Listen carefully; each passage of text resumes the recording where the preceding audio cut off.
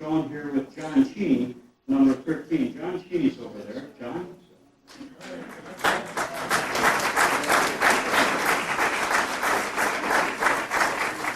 The Canadian semi-pros. Several times when the Jamestown athletes traveled to Fort Erie for matches, they attempted to deploy and gain psychological advantage. According to John Ohm, several of our players had false teeth. We'd have them take out their teeth and send them first to scare the Canadian team into thinking that we were really, really good. This photo was taken at the Enders Ice Facility on 4th Avenue in Jamestown to provide ice for refrigeration. The Enders Company also uses freezing units to maintain a skating surface called Iceland Arena.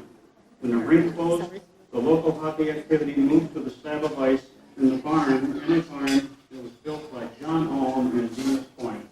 John Ohm and our hockey program.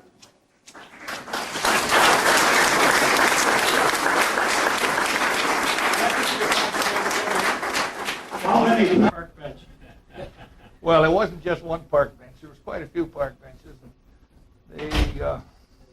This was usually at Roseland Park, or we done the park benches or on the lake or wherever we was skating, but this particular time it was at Roseland Park.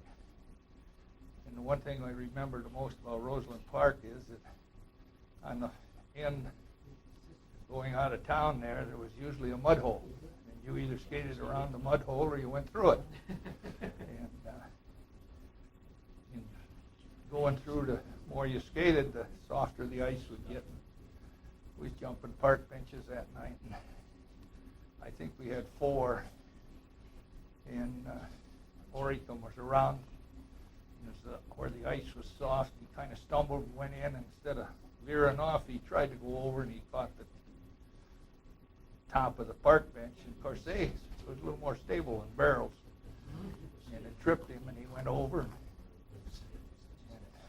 And I can still see him picking up and looking for his teeth, the blood on the ice. And he says, "I can still do that." And he got up and he was going to go around it. Just Ori. That's all I can say. He never give up. Yep. And I know when he jumped in Little Valley, we was over there. We got pictures of that. And that was really a challenge, jumping there, because you had no place to go. It was just a small oval, and there was no way to pick up speed. You was, as I say, grinding the bar, crossing your feet all the time, and you didn't have room to run. But we done it all in fun. Now, you got started in skating, John. How? Well, we skated on the lake all the time whenever it was good skating. As far as I was concerned, my folks was concerned, if it was good ice skating on the lake, we done a lot of skate sailing. We had ice boats, and we'd skate across the lake to Lakewood a lot of times. And this was before they had snowmobiles. Because when the snowmobiles come, they spoil the ice skating on the lake, because they pack the snow down and it freezes there, and the water comes up, cracks, and the ice literally spoil the ice boating too, because we done a lot of that. And I think I enjoyed the most of anything was just playing skate sailing. Mm-hmm. And I can remember one time we come out, Paul Anderson used to be the head of Dahlstrom's, and these 5 boys come up when they moved into our neighborhood. And we was sailing there one day, beautiful ice, and I believe it was Frank, either Frank or Tim. We tack over towards Lakewood and come back. And Tim hadn't done it at all, but he'd watched the rest of us. Nobody ever thought to tell him how to stop. He come down, and there was willow brush on the shore there.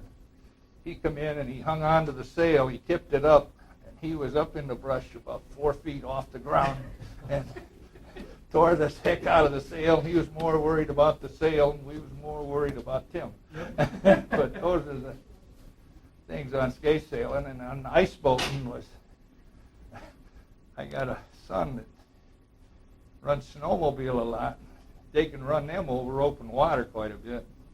Really, speed skating, I guess, brought it on, and then later on, when we was in high school, we got to play in hockey. You know, we had a bunch of boys from Bemis, a bunch of boys from Lakewood, and other girls are too, right? Dee?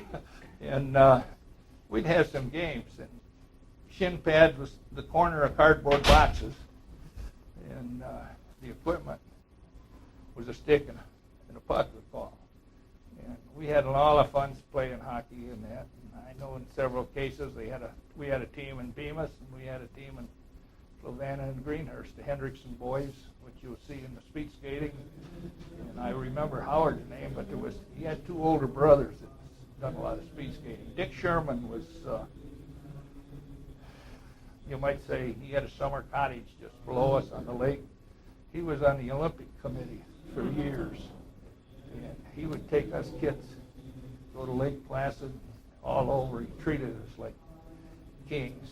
Met a lot of nice people, met a lot of nice ice rinks, and had a lot of fun speed skating. I know Bob Hansen got interested in it, and he took it up. I went off and started playing hockey, and played for National Chimley out of Buffalo and Erie. And Johnny Alm come into it, Muddy Lombardo, and we had an awful lot of fun. And what I always laughed about it is these kids today, we'd drive for 2 hours and a half, get up into Ottawa in Canada, Niagara, to play hockey. And we'd be playing 11, 12 o'clock, 1 o'clock in the morning. But it was a thrill to do that, like for National Chimley. And we got paid highly for it. They'd feed us. Feed you. And many a time I've heard a guy say, well, I'd rather feed you than, I'd rather pay you wages than feed you. But that was the way it went. I know, and we had hockey at Roseland Park. Then Bill Fields lived right below us that run the Endress Ice in Cole and Jamestown. His dad did, Bill. And he made a place down there kind of in the back where we flooded it, and then about 3 years later he made the first, I believe, artificial ice rink in this area. And I haven't looked up the history on it, but we had that for a number of years, and that was but the place it was right in the back of the furniture factory. About 9 o'clock at night, after the 8 o'clock shift went off, they'd start burning sawdust. If you ever had a good coat or a sweater, that sawdust would come out of the furnace and they're out of the smokestack, burn holes in them. And otherwise, I think that would have been a lot bigger because it was a real nice place. They had a good skating rink there and surface. We got to play in hockey then locally, the boys in Jamestown, and we went from there. After that closed, we played in Erie, and Johnny Alm put it up and made a rink, artificial rink, totally no artificial freezing in it. It was just to the weather. Right. The back of his barn and that. And about that time, my kids come along, and they learned to give the kids a place to skate in the back of that barn, and give John all the credit in the world. He maintained and worked for skate. Thank you for taking the time to do these, and we'll see if we can't get a lot more of this old timers. But I think we got to look in the future more than we do with us. Well, but These it's funny. kids are our Well, you're absolutely bread and right. butter. But you got to know where you came from in order to appreciate.